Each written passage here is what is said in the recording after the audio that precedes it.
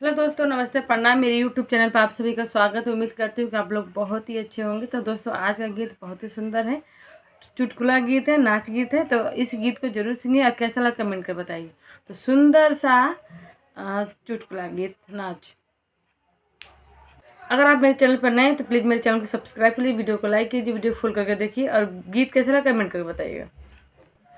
नदिया नरवा के किनरवा के बोआवे जोनरी, नदिया नरवा के किनरवा के बोआवे जोनरी, हमरे ससुर बेईमानवा उ बोआवे जोनरी, हमरे ससुर बेईमानवा उ बोआवे जोनरी, नदिया नरवा के किनरवा के रखावे जोनरी, नदिया नरवा के किनरवा के रखावे जोनरी, हमारी सासू चमक चलहू रखावे जोनरी, हमारी सासू चमक चलहू रखावे जोनरी, नदिया नरवा के किनरवा के बोआवे जोनरी, नदिया नरवा के किनरवा के बोआवे जोनरी, हमारे भसुर बेईमानवा उ बोआवे जोनरी, हमारे भसुर बेईमानवा उ बोआवे जोनरी, नदिया नरवा के किनरवा के रखावे जोनरी,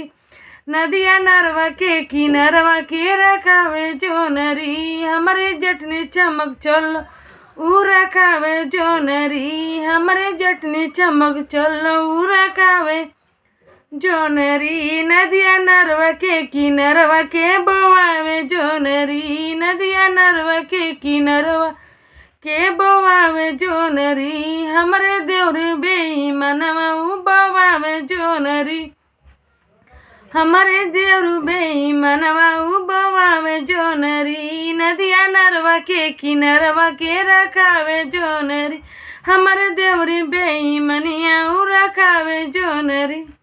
तो दोस्तों, ये सुंदर सा नाच गीत जरूर सुनिएगा और कैसा लगा कमेंट कर बताइएगा।